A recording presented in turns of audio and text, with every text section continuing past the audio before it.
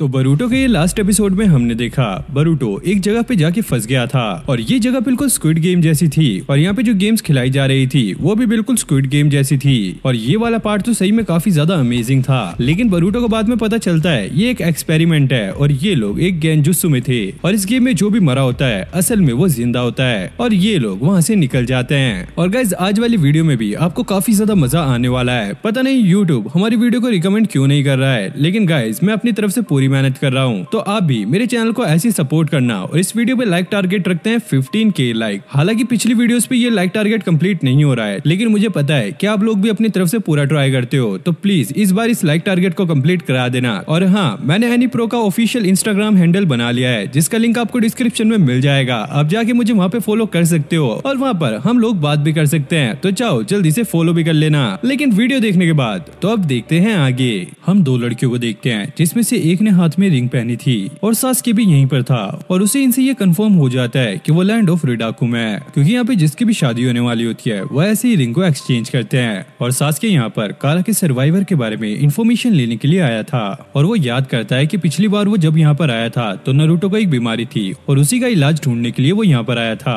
फिर हमें पास्ट का सीन दिखाया जाता है जहाँ पर सास्के नारुतो को ये बता रहा होता है 19 ने मुझे ये बताया कि तुम्हारी जैसी सेम बीमारी सेज ऑफ 6 पाथ को थी, लेकिन उन्होंने इसका क्योर ढूंढ लिया था और वो उस टाइम लैंड ऑफ रिडाकू में थे और अगर हमें तुम्हें ठीक करना है तो वो क्योर हमें चाहिए होगी। और हमने काकाशी को एक सीक्रेट मिशन के तौर पर वहाँ पर भेज दिया है क्योंकि हमारे रिलेशन उन लोगों के साथ इतने ठीक नहीं है, तो हमें ऐसा करना पड़ा। और वहाँ का जो किंग था वो भी मारा जा चुका है और वहाँ का सारा कंट्रोल अब वहाँ के प्राइम मिनिस्टर के हाथ में है, इसलिए हमने काकाशी को वहाँ के प्रिंस का ट्यूटर बना के भेजा है ताकि वो उससे मिलकर वहाँ पे सारी इन्फॉर्मेशन निकलवा सके। काकाशी प्रिंस से ये कहता है चलो हमें लाइब्रेरी में जाके पढ़ना चाहिए। हम लाइब्रेरी में नहीं जा सकते क्योंकि लाइब्रेरी अभी बंद है और ऐसा करके इन्फॉर्मेशन निकालना काफी ज्यादा मुश्किल हो रहा था। सास्के कहता है ऐसा करके हमारा कुछ काम नहीं बनने वाला, अब मुझे ही जाना होगा ताकि मैं वहाँ पे सारा कुछ पता लगा सकूं। सास्के एक कैदी बनकर यहाँ पर आया था और यहीं पर वो ऑब्जर्वेटरी है जहाँ से नारुतो की बीमारी का क्योर मिल सकता है। अब सास्के को अंदर ले आए थे और वो इसको सबसे इंट्रोड्यूस कराते हैं, लेकिन कोई भी यहाँ पे इंटरेस्ट नहीं ले रहा था। फिर उसे उसके 3 इनमेट्स मिलते हैं जो कि आपस में बात कर रहे थे कि आखिरकार तुम यहाँ पर क्यों आए, लेकिन सास्के उन्हें कुछ नहीं बताता और ये सास्के को ये भी बताते हैं कि इन लोगों ने क्या क्या काम किए जिसकी वजह से ये लोग अंदर हैं। लेकिन सास्के पीछे किसी और पर ध्यान दे रहा था और वो लोग सास्के को ही देख रहे थे। इसके साथ ही बोलते हैं कि तुम्हें उस पर ध्यान नहीं देना चाहिए, वो लोग काफी ज्यादा खतरनाक हैं। तभी पीछे बैठा हुआ एक बंदा एक फोक उठाता है और सास्के के ऊपर फेंक कर मारता है, लेकिन सास्के उसे आसानी से रुका लेता है और इस बंदे को काफी ज्यादा गुस्सा आता है, तो वो एक और फोर्क लेकर सास्के पे अटैक करता है, लेकिन सास्के इनकी काफी अच्छे से बैंड बजा देता है। और यहाँ का डायरेक्टर ज़ेन्सुल ये सारा कुछ देख रहा होता है। अब सास्के को पकड़ने के लिए गार्ड आ गए थे, लेकिन वो सास्के से डर गए थे और वहीं पर वो रुक जाते हैं। अब ज़ेन्सुल भी नीचे आ गया था और वो गार्ड्स को समझाने लगता है कि इसने ये स्टार्ट नहीं किया था, जो लोग पिटे हैं वो ये सारा कुछ कर रहे थे। और वो धीरे से सास्के से ये भी कहता है यहाँ पर कुछ भी गलत करने की सोचना भी मत। ये देखकर सास्के के साथी उससे काफी ज्यादा इम्प्रेस हो गए थे। फिर हम एक कैदी को देखते हैं जो कि यहाँ से भागने का ट्राई कर रहा था, तभी उसके सामने एक जानवर आ जाता है जो कि उस पर अटैक कर देता है। फिर सारे कैदी काम करने के लिए बाहर भी आ गए थे। सास्के देखता है कि आखिरकार ये क्या है। जीजू से बताता है कि एक तरह का क्रिएचर है, जो भी लोग यहाँ से भागने की ट्राई करते हैं या इलीगल एक्टिविटी करते हैं ये उन्हें खा जाता है। अब डायरेक्टर आके ये कहता है चलो अब सब अपने काम पर लग जाओ वरना तुम्हारा हाल भी यही होगा। फिर हमें रात का सीन दिखाया जाता है जहाँ पर सभी कैदी अपनी जेल में थे और ये सभी लोग यहाँ की प्रिजन से भागना चाहते हैं, लेकिन वो उस क्रिएचर की वजह से यहाँ से नहीं भाग पाते। अब सास्के के जो साथी थे वो यहाँ पर गेम खेल रहे होते हैं और वो सास्के से भी कहते हैं ये गेम खेलने के लिए, दरअसल ये एक जुआ था, लेकिन सास्के उन्हें साफ साफ मना कर देता है और वो उसी क्रिएचर के बारे में सोच रहा था आखिरकार ऐसा क्रिएचर यहाँ पे हो कैसे सकता है और ये लोग उसे कंट्रोल कैसे कर रहे हैं। फिर सास्के इनके साथ ये गेम खेलने के लिए मान जाता है और दांव पे लगाने के लिए सास्के के पास एक रेयर डायमंड होता है। वो इनसे कहता है अगर मैं इस गेम को जीत गया तो तुम्हें मेरी बात माननी होगी और ये लोग सास्के को बताते हैं कि तुम्हें इस गेम को जीतने के लिए तुम्हें तीनों नंबर सेम लाने होंगे और सास्के ऐसा ही करता है और उसके तीनों नंबर आ जाते हैं। इन लोगों को ऐसा लगता है कि सास्के चीटिंग कर रहा है। सास्के कहता है ऐसा कुछ नहीं है, जैसा तुमने मुझसे कहा था मैंने बिल्कुल वैसे ही गेम खेला।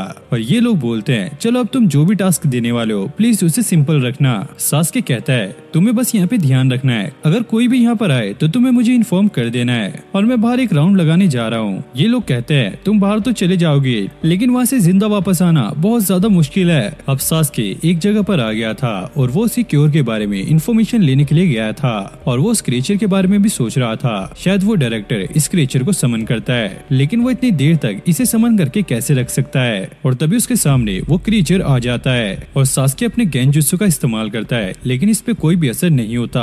अब वो क्रिएचर दोबारा से सास्के पर अटैक करता है। सास्के उससे बचकर उस पे पंच करता है और यहाँ की दीवार पर उसके निशान भी आ गए थे और नीचे एक गड्ढा भी हो गया था। सास्के सोचता है अगर ऐसा ही चलता रहा तो मैं काफी जल्दी फंस जाऊंगा, पहले मुझे इस क्रिएचर को ही खत्म करना होगा। और वो उसके कट भी लगा देता है लेकिन वो क्रिएचर बच के यहाँ से भाग जाता है, लेकिन यहाँ पर काफी सारा खून भी हो गया था। फिर अगले दिन हम इन्हें ब्रेकफास्ट करते हुए देखते हैं। जीजी सास्के से पूछता है कि कल रात तुम कहाँ पर गए थे, लेकिन सास्के इसका कोई भी जवाब नहीं देता।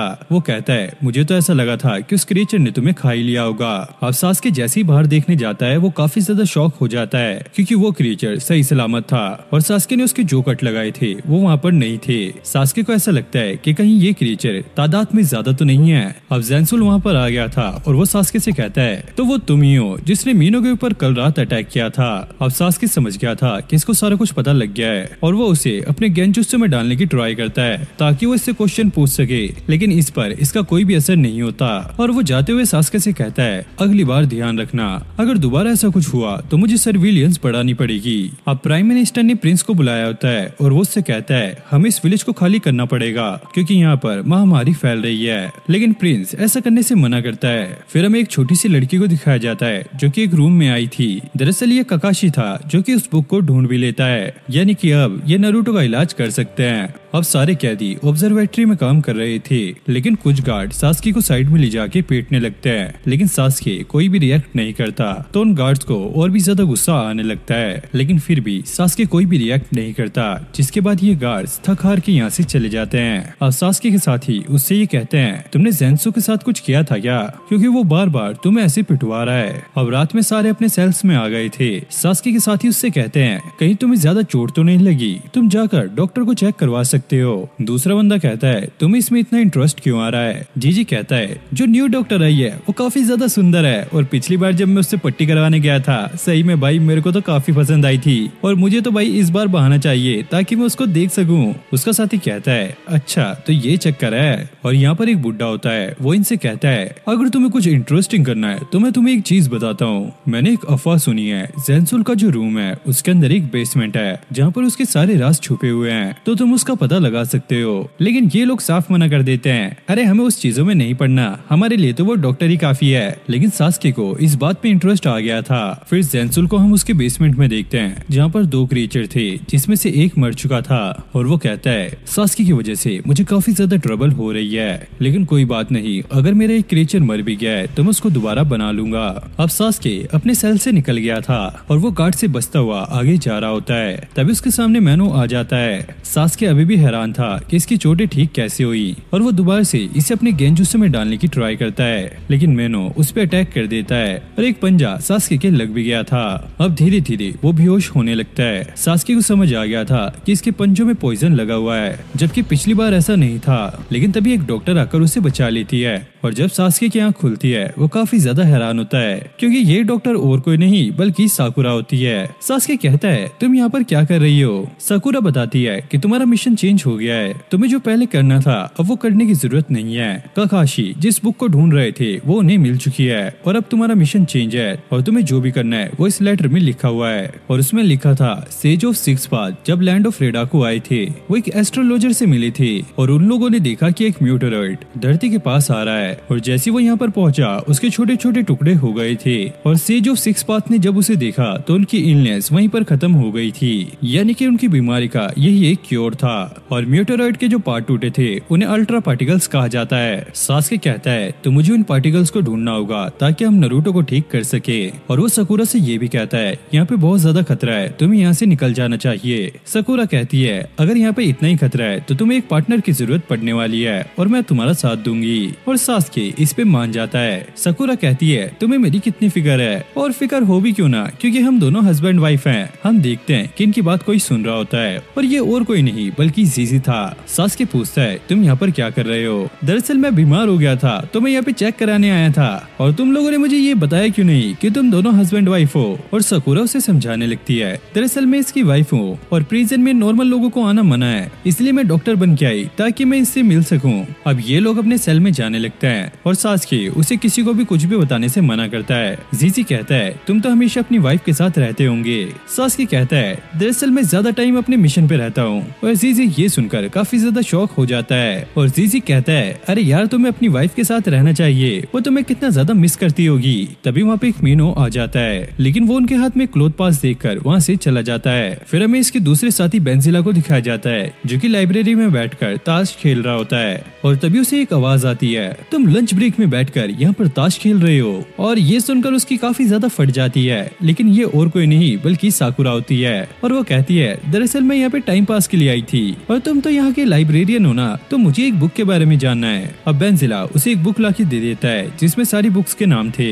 लेकिन साकुरा को यहाँ पे मैप ऑफ हेवंस बुक चाहिए थी और वो कहता है ये बुक तो आपको बेसमेंट में मिलेगी लेकिन बेसमेंट ब्लॉक है और कोई भी वहाँ पर नहीं जा सकता। साकुरा कहती है कि तुम्हारे पास उसकी की नहीं है। वो कहता है की तो मेरे पास है लेकिन वहाँ पर मैं किसी को भी जाने नहीं दे सकता क्योंकि अगर मैंने ऐसा किया तो ज़ेन्सुल मेरी खटिया खड़ी कर देगा। और साकुरा उसके सामने एक ऑफर रखती है क्यों ना हम एक गेम खेले, अगर तुम जीते तो तुम जितने चाहो मेरे से उतनी सिगरेट मंगा सकते हो लेकिन अगर मैं जीती तो तुम्हें वो बुक लाकर देनी होगी। और भाई इस पर ये मान भी जाता है और ये गेम भी इसकी पसंद का ही होगा। अब ये लोग उस गेम को खेलने लग जाते हैं। सास्के साकुरा से कहता है डॉक्टर क्या आप श्योर हो आप इस गेम को जीत जाओगी? साकुरा कहती है हाँ मेरी सेंसे ने मुझे काफी कुछ सिखाया है। पेंसिला कहता है तुम्हारे अंदर काफी ज्यादा ओवर कॉन्फिडेंस है, तुम इस गेम को हार जाओगी। लेकिन भाई साकुरा इस गेम को जीत जाती है और ये देखकर ज़ेन्जिला काफी ज्यादा शॉक हो जाता है अरे तुमने चीटिंग की होगी। अब पेंसिला साकुरा को उस बेसमेंट की चाबी दे देता है। अब रात में साकुरा और सास्के उस बेसमेंट में जाने लगते हैं। सास्के पूछता है आखिरकार तुम उस गेम को जीते कैसे?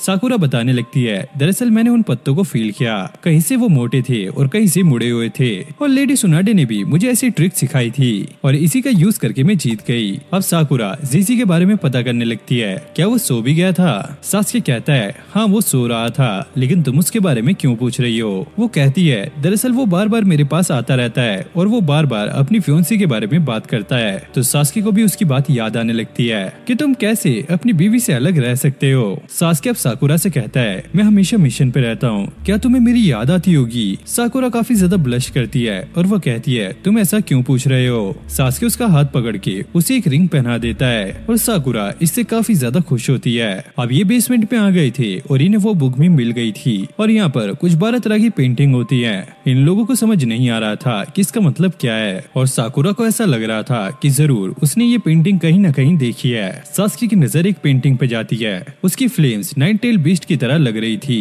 और वो समझ जाता है कि ये सारी की सारी पेंटिंग टेल्ड बीस्ट है। साकुरा कहती है चलो मैंने मान लिया ये सारे टेल्ड बीस्ट हैं, लेकिन ये बचे हुए 2 पोस्टर कौन से हैं? एक सेज ऑफ सिक्स पाथ है और दूसरा वो एस्ट्रोलॉजर। साकुरा कहती है इसका मतलब ये है कि हम उस जगह के काफी ज्यादा करीब हैं। क्या तुम्हें कोई ऐसी जगह के बारे में पता है जो कि थोड़ी सी सस्पिशियस हो? सास्के कहता है वैसे मुझे किसी ने बताया था ज़ेन्सुल के बेसमेंट में जरूर कुछ न कुछ छुपा हुआ है। साकुरा उसे वहाँ पे चलने को कहती है। सास्के कहता है वहाँ पर काफी ज्यादा सिक्योरिटी होती है, हम ऐसे वहाँ पर नहीं जा सकते और एक बंदा चुपके से इनकी सारी बातें सुन रहा होता है। साकुरा कहती है प्राइम मिनिस्टर का एक बंदा कल ज़ेन्सुल से मिलने आने वाला है और उसे इस काम के लिए सिटी में जाना होगा, तो हम इस चीज का फायदा उठाकर उसके बेसमेंट में जा सकते हैं। फिर हम सास्के को उसके सेल में देखते हैं और यहाँ पर ये लोग बैठकर कुछ गेम खेल रहे थे। जीजी कहता है मैं तुम्हें एक चीज बताऊं, देखो यहाँ पर कुछ देर में मीनो आने वाला है और वहाँ पर मीनो आ जाता है। पेंसिला ये देखकर काफी ज्यादा शौक होता है, आखिरकार तुम्हें हर बार इसके आने का पता कैसे लग जाता है? जीजी बताता है दरअसल ये एक घोड़े की तरह है और मेरी गर्लफ्रेंड को वो काफी ज्यादा पसंद थे, इसलिए मुझे इसके बारे में भी थोड़ा बहुत पता है। और हाँ इन्हें बादाम के पेड़ काफी ज्यादा पसंद होते हैं, देखो ये कैसे मेरे पास आ रहा है और अब तुम आसानी से इसे हाथ भी लगा सकते हो और ये तुम्हें कुछ नहीं खाएगा। अब पेंसिला यही ट्राई करने के लिए उसके पास जाता है लेकिन उसका एक पैर प्रिजन से बाहर निकल जाता है। अब मीनो ये देखकर एक्टिव हो जाता है और वो पेंसिला पे अटैक कर देता है, लेकिन वो किसी तरीके से इससे बच जाता है और इनकी जो लैंटर्न थी वो भी यहाँ पर गिर गई थी। ये लोग उसे बताने लगते हैं दरअसल तुम्हारा पैर बाहर चला गया था इसलिए मीनो तुम पर अटैक करने लगा। अब ये लोग ऐसे ही बातें कर रहे थे, अब हमारी लैंटर्न कैसे जलेगी, तुमने तो उसे गिरा डाला। अब प्राइम मिनिस्टर ने जिस मैसेंजर को यहाँ पे भेजा होता है वो यहाँ पर पहुंच गया था और साकुरा उसे लेने के लिए आई थी। वो उसे बताती है कि मिस्टर ज़ानसू ने मुझे भेजा है और क्या तुम मुझे बता सकते हो कि तुम यहाँ पर क्यों आए। और वो चलते हुए ऐसे ही बात कर रहे थे। ये बंदा कहता है मुझे ज्यादा कुछ तो नहीं पता, लेकिन प्राइम मिनिस्टर ने मुझे यहाँ पे प्रोसेस के बारे में पता करने के लिए भेजा है। और वो उससे ऐसे ही काफी सारे सवाल पूछ रही थी कि क्या तुम पहली बार मिस्टर ज़ानसू से मिलने वाले हो। वो बंदा कहता है हाँ, मैंने उन्हें देखा तो काफी बार है, लेकिन पहली बार मैं उनसे मिलने वाला हूँ। और वो ये भी पूछती है कि तुमने लास्ट बार उन्हें कब देखा था। ये बंदा कहता है कि लास्ट बार मैंने उन्हें गर्मियों में देखा था। अब वो इस बंदे को एक रूम में ले आई थी। सास्के इसे अपने गेंजुत्सु से बेहोश कर देता है और वो कहता है जब ये उठेगा इसे कुछ भी याद नहीं रहेगा। साकुरा कहती है अब मैं भेस बदल के अपना काम कर सकती हूँ, पर तुम भी जाके उस बेसमेंट को चेक कर लेना। साकुरा बताती है दरअसल मैं डॉक्यूमेंट पढ़ रही थी और मुझे ज़ानसुल की आर्टिफिशियल आंखों के बारे में कुछ पता लगा। उसका जो विजन है वो काफी ज्यादा नैरो है। वो सामने तो देख सकता है लेकिन साइड और नीचे वो ठीक से नहीं देख पाता और यही आर्टिफिशियल आंखों की कमी होती है। अब साकुरा अपने आप को ट्रांसफॉर्म करके ज़ानसुल से मिलने के लिए आ गई थी। ज़ानसुल अब उसे सवाल जवाब करने लगता है, तो बताओ प्राइम मिनिस्टर कैसे हैं और प्रिंस और प्रिंसेस का क्या हाल है, और क्वीन भी अपनी ड्यूटी को तो समझ गई होंगी। लेकिन साकुरा उस बेसमेंट की तरफ ही देख रही थी। वो कहती है देखो बाहर कितनी अच्छी बारिश हो रही है। और जब वो बाहर देखता है साकुरा अपनी छड़ी को उस बेसमेंट की तरफ फेंक देती है। ज़ानसुल कहता है बाहर कोई बारिश नहीं आ रही है, लगता है आप ज्यादा थक गए हो, आपको आराम करना चाहिए। अरे वैसे आपकी छड़ी कहाँ गई। साकुरा शॉक हो जाती है और वो अपनी असली वाली छड़ी को बाहर निकाल लेती है। और पहले जो उसने छड़ी फेंकी थी दरअसल वो सास्के था जो कि छड़ी में ट्रांसफॉर्म हो गया था। अब साकुरा ऐसे ही उससे बात करने लगती है ताकि उसका ध्यान सास्के पे ना जाए। वो कहती है दरअसल मैंने आपको पिछली बार गर्मियों में देखा था। ज़ानसुल कहता है अरे हाँ, जब किंग की डेथ हुई थी तब मैं वहाँ पर आया था और ये लोग ऐसे ही बात कर रहे थे और सास्के अपनी चाकरा की मदद से उस डोर की चाबी बना रहा होता है। ज़ानसुल पूछता है वैसे प्राइम मिनिस्टर ने मेरे लिए क्या मैसेज भेजा। वो कहता है दरअसल उन्होंने ज्यादा कुछ तो नहीं पूछा, लेकिन वो प्रोसेस के बारे में बात कर रहे थे। ज़ानसुल कहता है अरे ये प्राइम मिनिस्टर भी ना, इनको बिल्कुल भी चैन नहीं है, उनको कहो थोड़ा सा वेट कर ले और फिर मैं उन्हें एसेट्स भेजने वाला हूँ। साकुरा कहती है वैसे ये एसेट्स कितने होने वाले हैं। ज़ानसुल कहता है तुम एक मैसेंजर हो और तुम्हें ये सारी बातें जानने की जरूरत नहीं है, तुम उनसे बस इतना कह देना। अब सास्के उस बेसमेंट में आ गया था और वो यही सोच रहा था काश मुझे यहाँ पर वो अल्ट्रा पार्टिकल्स मिल जाए। तभी उसे कुछ मुर्गों की आवाज आती है। वो एक रूम में जाता है और यहाँ पे काफी सारे मुर्गे होते हैं। अब सास्के को समझ नहीं आ रहा था कि आखिरकार यहाँ पर चल क्या रहा है। जहाँ पर ये मुर्गे खुदाई कर रहे थे वहाँ पे बहुत सारे फॉसिल निकलते हैं। अब ज़ानसुल मैसेंजर को वापस भेज देता है और सास्के भी पीछे के रास्ते से बाहर आ गया था। और सास्के को पता लगता है बेसमेंट का जो रास्ता है वो जेल के पीछे से बाहर निकलता है, लेकिन उसे अल्ट्रा पार्टिकल्स के बारे में कुछ भी पता नहीं लगा था। लेकिन मुझे एक चीज का पता लग गया है, जिन फॉसिल्स को हम ढूंढ रहे हैं यहाँ पर ये मुर्गे उन्हीं का काम कर रहे हैं और यहाँ पर रीएनिमेशन जुत्सु का इस्तेमाल किया जा रहा है। रीएनिमेशन जुत्सु वो होता है अगर कोई बॉडी मर जाती है तो हम इस रीएनिमेशन जुत्सु की मदद से उसके अंदर किसी और का रूप डाल सकते हैं। और ऐसे ही वो मैनो को बना रहा है और तभी वहाँ पे एक मैनो आ जाता है। सास्के सोचता है कहीं से कोई कंट्रोल तो नहीं कर रहा है और वो उसे अपने हाथ पे काटने देता है। सास्के कहता है मुझे पता है कि तुम्हें काफी ज्यादा अजीब लग रहा होगा क्योंकि तुम्हें काफी हजारों साल बाद अवेकन किया जा रहा है, वो भी फोर्सफुली। क्या तुम्हें अपनी जगह पे वापस नहीं जाना? अगर तुम चाहते हो तो मैं तुम्हारी इसमें मदद करूंगा। और वो मीनो सास्के को चाटने लगता है। सास्के कहता है अभी तुम वापस जा सकते हो, लेकिन मैं तुम्हारी मदद जरूर से करूंगा। अब ज़ानसू ने यहाँ पर एक और चिकन को मैनो में ट्रांसफॉर्म कर दिया था और वो कहता है ऐसी मेरी ड्रैगन बीस्ट की आर्मी काफी जल्दी तैयार हो जाएगी और फिर मेरे से ज्यादा पावरफुल कोई नहीं होगा। अब काकाशी ने एक होक साकुरा के पास भेजा होता है। इसमें ये लिखा था लैंड ऑफ रिडाकू का प्रेसिडेंट प्रिंसेस के नाम पर बाकी लैंड पे मिलिट्री एक्शन ले रहा है। अब साकुरा को ये याद आता है ज़ानसुल ने किसी एसेट्स के बारे में बात की थी, कहीं ये वही मिलिट्री फोर्स तो नहीं है। अब वो ये सारा कुछ बताने के लिए सास्के को ढूंढ रही होती है और सास्के उसे कहीं नहीं मिलता तो वो मेस में बैठकर उसका वेट करने लगती है। तभी सास्के का जो सेलमेट होता है वो इसके पास आ जाता है। अब वो साकुरा से बात करने लगता है तो आप मैरिड हो, मैंने आपके हाथ में ये रिंग पहले नहीं देखी थी। साकुरा उसे बताने लगती है दरअसल जब मैं काम करती हूँ तो मैं अपनी रिंग को निकाल देती हूँ। वो कहता है ये काम कितना हेडेक वाला होता होगा ना, आपको अपनी फैमिली से दूर रहना पड़ता है। वैसे आपके हस्बैंड कैसे हैं? वैसे मेरे हस्बैंड तो काफी ज्यादा स्मार्ट हैं और वो जो भी बात बोलता है वो हमेशा सही रहती है। और वो ऐसे ही सास्के की तारीफ करने लगती है। गानो कहता है सास्के कितना लकी है, उसके पास तुम्हारी जैसी बीवी है। साकुरा ये सुनकर काफी ज्यादा शौक होती है। आखिरकार आपको ये कैसे पता लगा कि सास्के मेरा हस्बैंड है? दरअसल मैंने जीजी और सास्के को बात करते हुए सुन लिया था, इसलिए मुझे वहीं से पता लगा। और साकुरा उसे ये बात सीक्रेट रखने के लिए कहती है। फिर हम सास्के और जीजी को देखते हैं जो कि कुछ काम कर रहे रहे थे। जीजी कहता है अरे यार तुम्हारे चक्कर में मैं यहाँ पर फंस गया और अब तक हम कुछ खा भी नहीं सकते। और सास्के कहता है अब यार ये फ्रूट तो तुम्हारे सामने रखे हैं, तुम इन्हें खा सकते हो। हाँ मैं पागल नहीं हूँ, अगर मैंने इसे एक बार खा लिया तो मैं मारा जाऊंगा। पहले भी एक बार किसी बंदे ने ट्राई किया था और वो ऐसे ही मारा गया। और सास्के कहता है अच्छा तो ये बात है, वैसे ये सामने पानी क्यों भरा हुआ है। जीजी उसे बताने लगता है दरअसल ये एक लेक है और यहाँ पर काफी सालों पहले एक म्यूटेराइड आके गिरा था। और तुम्हें एक इंटरेस्टिंग बात बताऊं, यहाँ पर कोई भी फिश नहीं है, लेकिन फिर भी इस लेक का पानी काफी ज्यादा क्लियर है। सास्के कहता है ओ तो ये बात है। और जीजी कहता है क्या तुम्हें पता है रात में ये लेक ऐसे लगती है जैसे आसमान का एक टुकड़ा आकर यहाँ पर गिरा हो। और सास्के कहता है जरा मेरे पेट में दर्द हो रहा है, मुझे जाना होगा। और जीजी कहता है अबे तुम कहाँ जा रहे हो, ये काम कौन करेगा।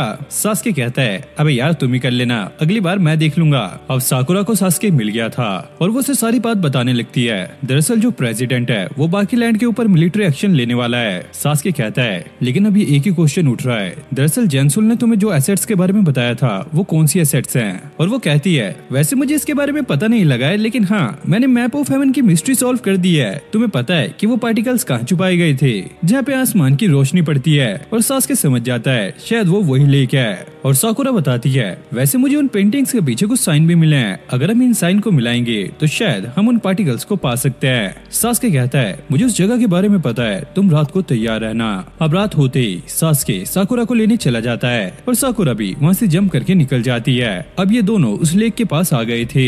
मुझे लगता है कि शायद यही वो जगह है जहाँ पे आसमान का एक टुकड़ा गिरता है। और वो साकुरा का हाथ पकड़ के कहता है साकुरा वैसे मैं तुमसे काफी ज्यादा दूर रहता हूँ, तो क्या कभी तुम्हें मेरी कमी महसूस होती है। और हाँ सरादा भी काफी ज्यादा बड़ी हो गई है और तुमने अपना हेयर स्टाइल भी चेंज कर लिया है। मुझे तुम्हारे साथ रहना चाहिए था क्योंकि मुझे वो मोमेंट्स जीने थे। साकुरा कहती है हाँ तुम्हें भी हमारे साथ होना चाहिए था। और अब वो साइंस बनाने लगती है और तभी अचानक इस लेक के बीच में से काफी तेज रोशनी निकलती है और इसी में वो अल्ट्रा पार्टिकल्स थे। साकुरा जाकर उन्हें ले लेती है और ये लोग कहते हैं चलो अब हमें ये मिल गया है तो हमें यहीं से वापस चलना चाहिए। तभी प्रिजन में एक बहुत बड़ा ब्लास्ट होता है और बहुत सारे उड़ने वाले डायनासोर यहाँ से निकल के कहीं जा रहे होते हैं। सास्के कहता है हमने जो अल्ट्रा पार्टिकल्स निकाले हैं शायद ये उनसे ही लिंक थे। साकुरा कहती है कहीं ये वही एसेट्स तो नहीं है चांसुल जिनकी बात कर रहा था। सास्के कहता है जाओ तुम चांसुल को संभालो और मैं इन ड्रैगन को संभालता हूँ। साकुरा के जाने के बाद एक डायनासोर सास्के के पास आता है और जेंसुल इसी पे बैठा था। जेंसुल कहता है तुमने मेरा काम काफी ज्यादा आसान कर दिया, दरअसल मुझे अभी तक अल्ट्रा पार्टिकल्स नहीं मिले थे और मुझे ऐसे डायनासोर बनाने में काफी ज्यादा टाइम लग रहा था, लेकिन अब तुमने अल्ट्रा पार्टिकल्स निकाल लिए हैं तो इससे ये डायनासोर काफी अमाउंट में बन पाए। अब सास्के समझ गया था कि वो प्रिजनर से यही ढूंढवाया करता था और इसके पास जो फ्रूट्स थे वो यहीं की लैंड पे उगे थे और यही फ्रूट्स वो चिकन को खिला के उन्हें मीनो बना रहा था। सास्के कहता है क्या तुम्हें पता है ये एक फॉरबिडन जुत्सु है और अगर तुम्हारा लैंड तुम्हें इसमें सपोर्ट कर रहा है तो तुम दोनों ही खतरे में आ सकते हो। जेंसुल कहता है अरे मुझे इससे कोई फर्क नहीं पड़ता, ये हमारी न्यू टेक्नोलॉजी है और मैंने इसे ढूंढा है। सास्के कहता है तुम इतने सारे क्रिएचर्स बना के क्या इन्हें वेपन्स की तरह इस्तेमाल करना चाहते हो। जेंसुल ये सुनकर काफी ज्यादा शॉक हो गया था। तुम्हें ये बात कैसे पता लगी, क्या तुम्हारा कोई जासूस हमारे बीच में घूम रहा है। अब सास्के अपने शारिंगन की मदद से इसे चेक करने लगता है और वो देखता है कि इसकी बॉडी में कहीं भी शिनोबी वाला चक्रा नहीं है और वो समझ जाता है कि कोई और इन्हें कंट्रोल कर रहा है। और इधर सारे ड्रैगन बीस्ट कैदियों पे अटैक करने लगते हैं। तभी साकुरा आकर यहाँ की दीवार तोड़ देती है और वो सबको यहाँ से निकलने के लिए कहती है। तभी वो क्रीचर उस दीवार से निकलने की ट्राई करता है, लेकिन साकुरा उसे एक ही मुक्के में ढेर कर देती है। अब वो जेंसुल को ढूंढते हुए एक रूम में आ गई थी। यहाँ पर जेंसुल तो नहीं था, लेकिन काफी सारे कैदी थे जो कि काफी ज्यादा घबराए हुए थे। जी साकुरा से ये पूछता है आखिरकार यहाँ पर चल क्या रहा है और ये क्रीचर्स कहाँ से आ रहे हैं। साकुरा कहती है ये सारा कुछ जेंसुल ने किया है और हाँ मैंने रास्ता खोल दिया है तो तुम लोग वहाँ से निकल सकते हो। जीजी बताता है दरअसल मैंने जेंसुल को थोड़े टाइम पहले बाहर देखा था। साकुरा कहती है अभी मैं बाहर से ही आ रही हूँ, लेकिन वो मुझे कहीं नहीं दिखा और ये बहाने लगाने लगता है इतनी ज्यादा भगदड़ मच रही है शायद वो तुम्हें दिखा नहीं होगा। और साकुरा जैसी जाने वाली होती है वो इस पर अटैक कर देता है और इस कुनाई नाइफ में पॉइजन लगा हुआ था। साकुरा अब बेहोश होने लगती है। जीजी बताता है दरअसल जब मुझे पता लगा कि तुम सास्के के साथ काम कर रही हो तो मैंने तुम दोनों को ही फ्री छोड़ दिया ताकि तुम दोनों इस अल्ट्रा पार्टिकल को ढूंढ सको और तुमने मेरा काम काफी ज्यादा आसान कर दिया। साकुरा उसे रुकाती है कि तुम इसे लेकर मत जाओ। जीजी कहता है वैसे तुम्हें मरता हुआ देखकर मुझे काफी ज्यादा बुरा लग रहा है क्योंकि मेरी गर्लफ्रेंड भी बिल्कुल ऐसी ही थी, लेकिन अब इन अल्ट्रा पार्टिकल की मदद से मैं उसे वापस ला सकता हूँ। और तभी प्रिजन में एक काफी बड़ा धमाका होता है। जेंसुल ये देखकर वहाँ से भागने लगता है सास्के उसे रुकाने की ट्राई करता है, लेकिन एक क्रीचर उसके रास्ते में आ जाता है। अब प्रिजन में एक काफी बड़ा डायनासोर आ गया था और साकुरा मलबे के नीचे दब गई थी। अब सास्के इन क्रीचर से लड़ता हुआ आगे बढ़ रहा था और मैनो भी यहाँ पर उसकी मदद कर रहा होता है। और जब ये प्रिजन के पास पहुँचते हैं तो यहाँ पर एक काफी बड़ा डायनासोर होता है जिसके ऊपर कोई तो खड़ा था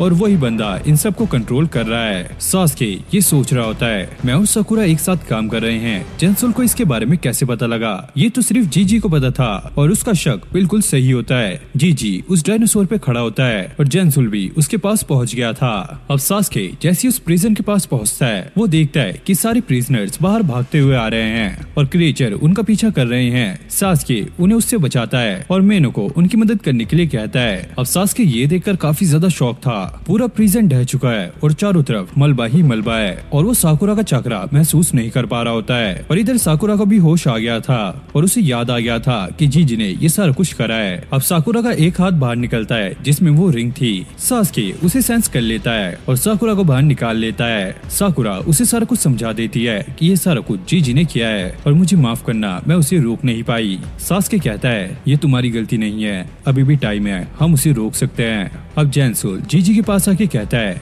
फाइनली मेरा प्लान काम कर गया। सबसे पहले मैं इन सारे प्रिजनर्स को मारूंगा और फिर अपनी आर्मी को प्राइम मिनिस्टर की आर्मी में जोड़ दूंगा। जीजी कहता है तुम अपना प्रॉमिस भूलना मत। जेंसुल कहता है तुम टेंशन मत लो, जब हम प्रिंस ननारा का तख्ता पलट करेंगे तो हम तुम्हारी विश भी मांग लेंगे। अब गानो जो कि वो बुढ़ा होता है उसे वो क्रीचर खाने वाला होता है, तभी मैनो आकर उसे बचा लेता है। जीजी उसे कंट्रोल करने की ट्राई करता है लेकिन वो ऐसा नहीं कर पाता। अब उस मैनो को मारने के लिए सारे क्रीचर वहाँ पर आ गए थे। जेंसुल ये देखकर काफी खुश होता है लेकिन सास्के आकर उसे बचा लेता है। जेंसुल सभी क्रीचर्स को सास्के पर अटैक करने के लिए कहता है। सास्के साकुरा से कहता है मैं इन सभी को तुम्हारे ऊपर छोड़ता हूँ और मुझे जाके जेंसुल को रोकना है। अब ये सारे क्रीचर्स साकुरा के पीछे भाग रहे थे और वो एक जोरदार पंच जमीन में करती है जिससे कि ये सारे के सारे क्रीचर्स एक बारी में ढेर हो जाते हैं। अब जेंसुल जीजी को ऑर्डर देता है कि वो साकुरा को खत्म कर दे। सास्के मैनो से ये कहता है तुम्हें जेंसुल को यहीं पे रोक के रखना होगा और फिर वो अपनी चितोरी से सारे क्रीचर्स को खत्म करने लगता है, जिसके बाद वो अपने फायर स्टाइल का भी इस्तेमाल करता है और उड़ने वाले डायनासोर को भी खत्म कर देता है। अब मैनो जेंसुल के पास आ गया था, तभी उड़ने वाला एक डायनासोर उसे उठा के वहाँ से ले जाता है और सास्के अपने फायर स्टाइल से उन्हें रोकने की ट्राई करता है और वो जेंसुल से कहता है तुमने इन्हें रीएनिमेट नहीं किया तो ये तुम्हारी बात नहीं मानेंगे। तभी सास्के के पास एक होक आता है जिसके पास एक मैसेज था और उसमें लिखा था प्राइम मिनिस्टर को गिरफ्तार कर लिया गया है। जेंसुल कहता है उससे मुझे घंटा फर्क नहीं पड़ता, मेरे पास ये अल्ट्रा पार्टिकल्स है, मैं खुद की अपनी आर्मी बना सकता हूँ और इस पूरे वर्ल्ड पे राज कर सकता हूँ। अब जीजी साकुरा का पीछा कर रहा था, वो उससे कहता है तुम्हें पता है तुम मुझसे नहीं जीत पाओगी, तुम पहले ही काफी ज्यादा घायल हो।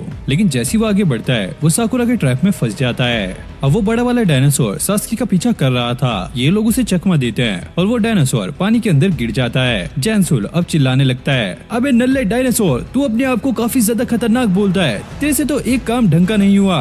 और अब वो सारे क्रीचर्स को सास्के पर अटैक करने के लिए कह देता है, जिसके बाद सास्के अपने रेनेगान का इस्तेमाल करता है और एक क्रीचर के साथ अपनी जगह चेंज कर लेता है। ये देखकर जेंसुल काफी ज्यादा घबरा गया था और वो अपने डायनासोर को जल्दी यहाँ से निकलने के लिए कहता है, लेकिन इसका डायनासोर खुद यहाँ पे पगला जाता है और वो उसे नीचे फेंक कर भाग जाता है। सास्के कहता है मैंने तुमसे पहले ही कहा था तुम इनके बाप नहीं हो जो कि तुम इन्हें ऑर्डर दे रहे हो। और वो जेंसुल की बैंड बजा के उससे वो अल्ट्रा पार्टिकल्स ले लेता है। अब जीजी यहाँ पे हंसने लगता है, मुझे पहले ही समझ जाना चाहिए था सास्के उचिया को हराना हमारे बस की बात नहीं है। सास्के कहता है जीजी मुझे पता है तुम बुरे इंसान नहीं हो, बताओ तुम क्या करना चाह रहे थे, अगर मैं तुम्हें बता भी दूं तो तुम क्या करोगे। वैसे हमने लैंड ऑफ रिडाकू को तुम्हें हैंडओवर करने के बारे में सोचा था। और जीजी बताने लगता है दरअसल मैं हिडन सैंड विलेज का एक रोग शिनोबी था और यहाँ के प्रेसिडेंट ने मुझे ऑफर किया कि मैं यहाँ पर आकर अपनी आर्मी बनाऊं और यहाँ पर मेरी लाइफ काफी अच्छी चल रही थी और मुझे एक असिस्टेंट भी मिली थी जिससे मुझे प्यार हो गया था। लेकिन जब मैं एक वॉर पे गया था तो वो एक बीमारी से मारी गई।